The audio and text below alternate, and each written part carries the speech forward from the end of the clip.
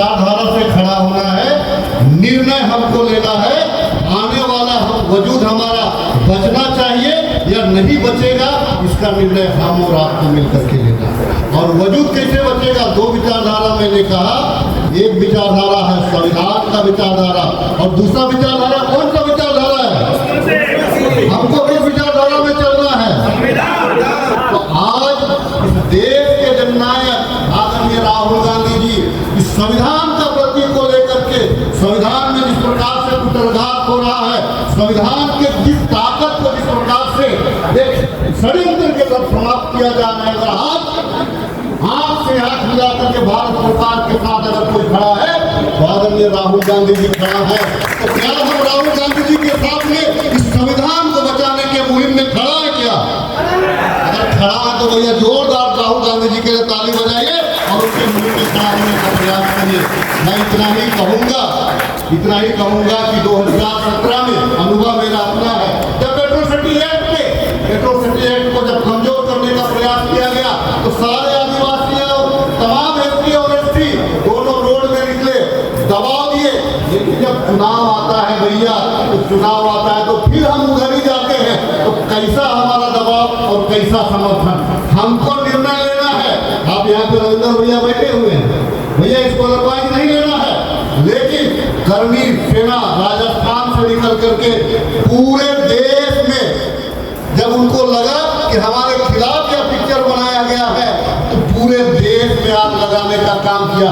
पूरे देश में कर्मी सेना के तत्वाधान में लोग एकत्रित होने का प्रयास किए और आज भारतीय जनता पार्टी आज संविधान को ही समाप्त करने का प्रयास कर रहा है। हमको चेतना होगा, हमको जगना होगा। और अगर आने वाले दिनों में हमारा वजूद को बचाना है, एसटी हो, एससी हो या ओबीसी हो, हम गर्व से कहिए हमारा जो व्यक्तित्व करता, हमारा आदर्श एक ही व्यक्ति है और वो है डॉक्टर भीमराव अम्बेडकर। उसी के दिशा में देश को चलना है। आप आए हैं, संकल्पित होकर के जाइए और संविधान की रक्षा हर परिस्थिति में और हर कीमत पे करना है। इसी आशा विश्वास के साथ सबों को जय जोहार, जय भीम, धन्यवाद। अनुसूचित जाति सम्मेलन में उपस्थित तमाम प्रतिनिधि भाइयों और मंच पर विशेष रूप से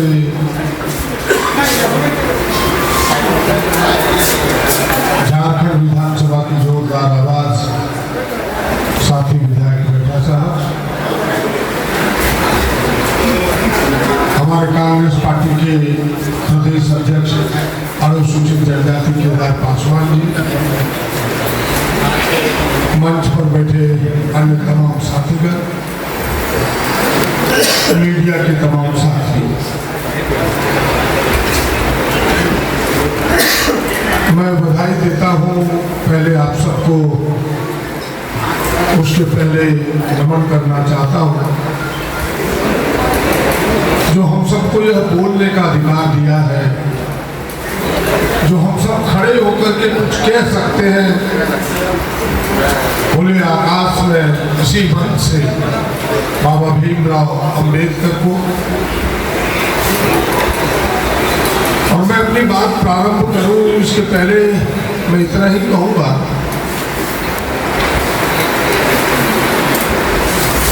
कि एक लोगों ने अपने विचारों का बड़ी दृढ़ता से रखने का प्रयास किया, जोरदार आवाज में। कुछ लोगों ने लिख के भी दिया है। मैं आपको इतना यकीन दिलाता हूं कि आपकी एक एक बात कांग्रेस के प्रभारी महोदय तक मैं पहुंचाने का प्रयास करूंगा और कांग्रेस की जो सबसे कोर कमेटी है उसमें रखने का प्रयास करूंगा। इतना मैं आपको विश्वास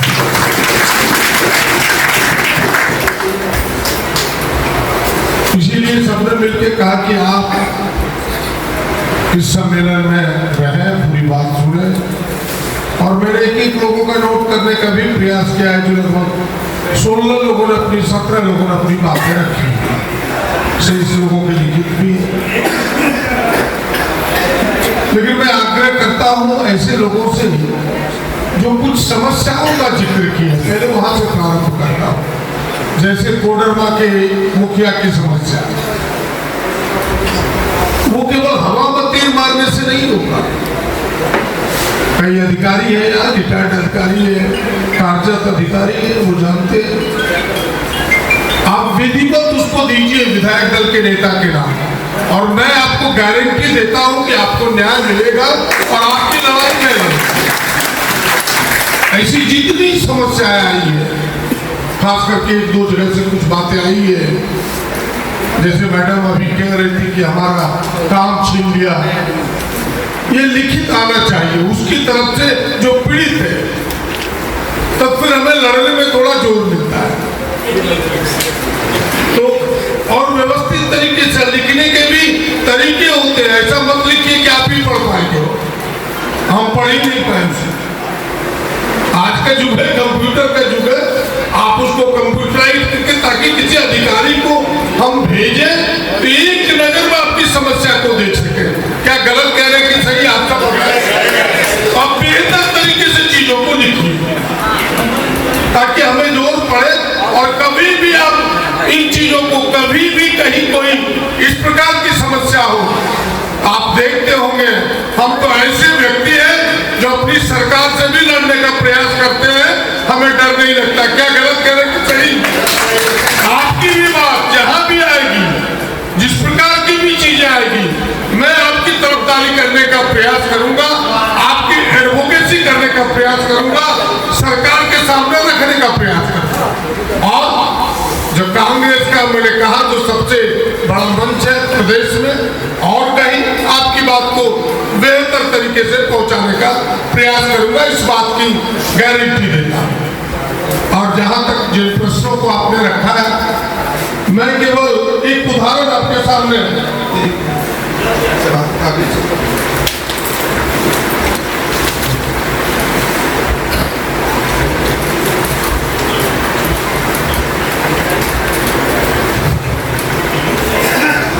समस्या में तीनों बैठकों में आने का प्रयास किया हूं। अनुसूचित जाति की जो बैठकें हुई है, के राजू साहब के साथ ये तीसरी बैठक है। वो जो जाति प्रमाण पत्र की बातें बार बार उठती रही। अभी एक अधिकारी है जो आपके रिटायर किए हैं, उन्होंने भी लिख के दिया, कुछ लोगों ने बताया भी। मैंने हाल के दिनों में ही से विधानसभा में भी रखा है। इस सेशन के पहले जिस सेशन में गुरु जी का देहांत हो गया, जिस कारण सेशन में चर्चा नहीं हो पाई, अब तक जो सरकार के पास व्यवस्था है, जो जानते होंगे उन्हें पता होगा, उनके ये पत्र हैं अस्थायी प्रवासी जाति प्रमाण पत्र बनाने कि भाई जिनको जमीन नहीं है उनके एक विकल्प उन्होंने रखा है आपका कि वहां की जो ग्राम सभा है वो यह बताने का प्रयास करेगा, ग्राम सभा सर्टिफाइड करने का प्रयास करेगा कि नहीं यह व्यक्ति इनके बाप दादा वर्षों से यहाँ रह रहे हैं, और ग्राम सभा यदि करके देगा उस व्यक्ति को वहां का माना जाएगा, फिर उसके जाति प्रमाण पत्र निर्गत होगा। मैंने कहा ये व्यवस्था तो है, लेकिन मेरे प्रश्न थे कि इस व्यवस्था के इतर आपके अधिकारी मानते नहीं। क्या सच यही है? एकदम सच है सर। और यही बात हमने अपने प्रश्न में भी लिखा है। क्या ये बात सही है कि राज्य में भूमिहीन दलित आदिवासी आदिम जनजाति एवं गरीब परिवार के सदस्य ग्राम सभा की सहमति के बाद भी अंचलाधिकारी की मनमानी के कारण अस्थायी निवासी प्रमाण पत्र एवं जाति प्रमाण पत्र से वंचित रह रहे हैं? क्या यही मेरे प्रश्न थे? बहस नहीं हुआ, बहस होता तब तो सरकार को नानी याद आ जाए। दुर्भाग्यता संयोग से गुरुजी हमारे बीच नहीं रहे, जिस कारण लिखित उत्तर ही सरकार का तो लिखित उत्तर यही आएगा कि नहीं हमारे अधिकारी ऐसा नहीं करते। लेकिन सच यही है कि उनके अधिकारी इस पचड़ा में जाना ही नहीं यही सही है? एकदम सही है।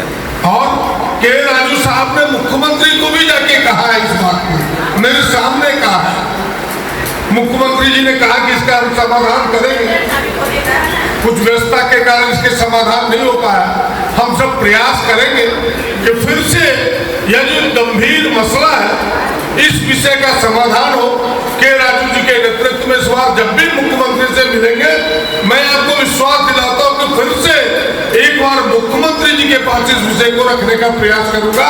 इस बात की आपको गारंटी है। कई विषय आए हैं जिन विषयों पर हम सब जोर जोर से चर्चा करते हैं, लेकिन मूल विषय क्या है? हमें भारतीय जनता पार्टी भ्रमित करते रहती है। हम उस मूल विषय पर भी हमें जाना चाहिए कि संविधान जब हमें 1950 में मिला कि बाबा साहब संविधान सभा के अध्यक्ष थे, जिन्होंने संविधान हम सबों के सामने दुनिया के सबसे बेहतर संविधान हम सबों को, इस देशवासियों को दिया है। लेकिन आज भी भारतीय जनता पार्टी के लोग ये भ्रमित करते रहते हैं कि कांग्रेस ने बाबा साहब को सम्मान नहीं दिया।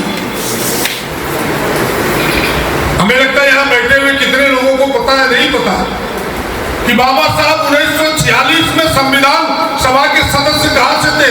पता है आप सबको? कहां से? नहीं, पूर्वी बंगाल से थे। क्या यह सही है कि गलत? पूर्वी बंगाल से थे। और जब पाकिस्तान और हिंदुस्तान बटा तो बाबा साहब का सीट पाकिस्तान में चला गया,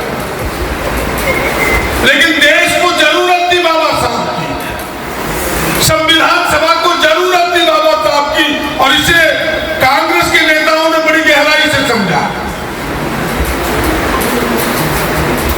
और बॉम्बे का सीट, मुंबई का एक सीट बाबा साहब के लिए कांग्रेस पार्टी ने खाली करा, फिर से संविधान सभा में उन्हें भेजा और पंडित नेहरू ने संविधान सभा का अध्यक्ष बाबा साहब को बनाया, जो आज तक हमें भ्रमित करते रहते हैं। फिर बाबा साहब की कलम में जितनी ताकत थी, ऊपर वाले ने उन्हें जितनी बुद्धि दी थी, हमें लगता है 100% दिया होगा तो 125% की ताकत लगा करके दुनिया के एक बेहतर संविधान हम सबको दिया। क्या गलत की सही कह रहे हैं? हमें इस बात को लोगों को कहना चाहिए। इस बात को अगर सच में कांग्रेस ने हमें जो दिया है, हमें कहने में थोड़ा भी हिचक नहीं होना चाहिए। और आप सबको पता है संविधान का पहला संशोधन क्या हुआ 1951 में? किसी को पता है? संविधान का पहला संशोधन यही हुआ। दो संशोधन आए थे जो 1951 में पहला संशोधन के रूप में जाना जाता है। एक तो यह था कि जमींदारी प्रथा के उन्मूलन में कोई जिक्र नहीं था, उसको कानून का रूप देना, और न्यायपालिका तो वह पार्ट न बने, यानी न्यायपालिका के परिधि से बाहर ले जाने के लिए एक संशोधन हुआ था।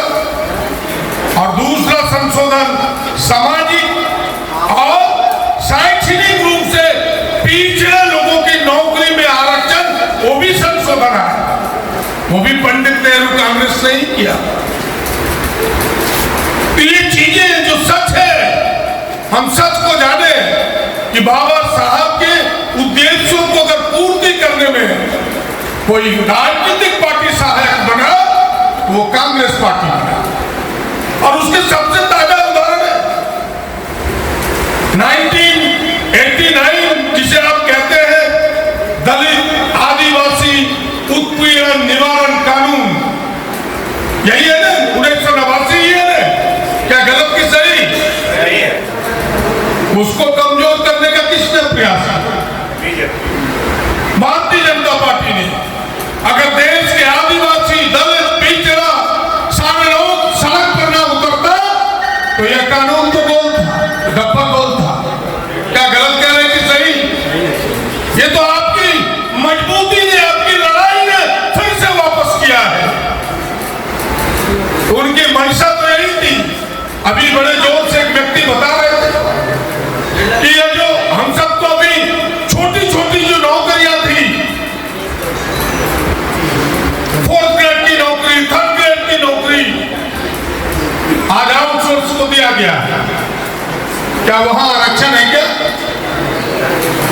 किसके हिस्से को काटा है?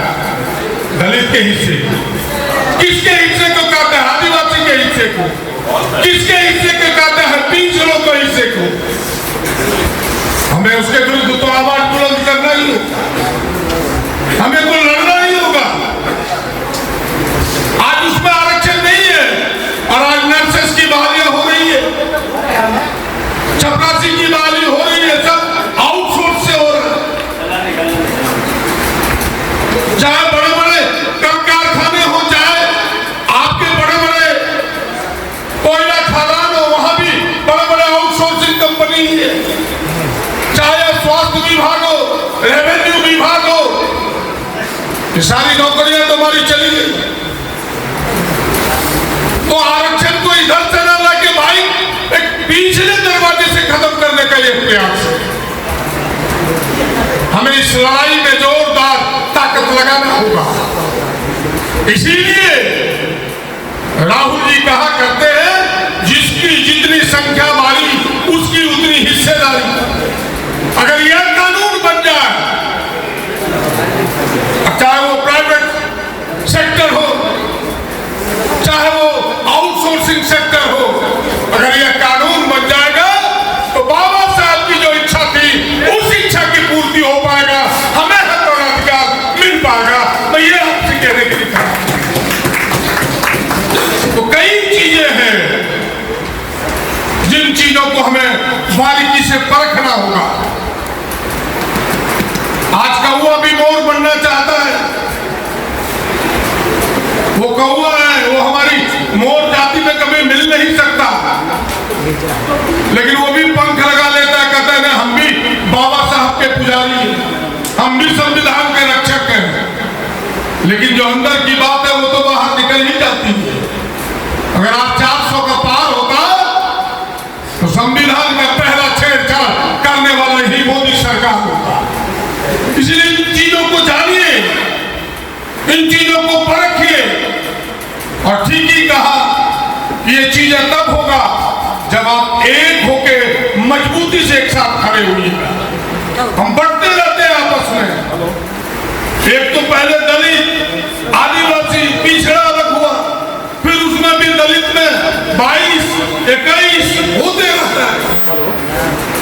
हमको संगठित होकर, इसीलिए बाबा साहब ने नारा दिया था कि संगठित हो, शिक्षित हो, संघर्ष करो।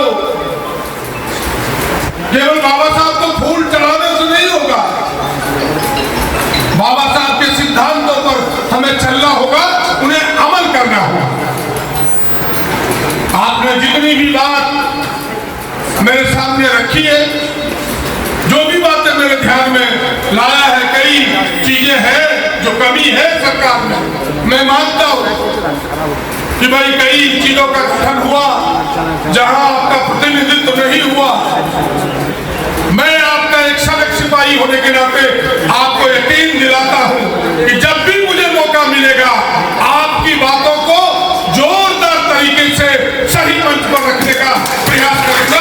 आज तो इतना ही कह सकता हूं, फिर आगे आपको देखने को मिलेगा, आपको सुनने को मिलेगा।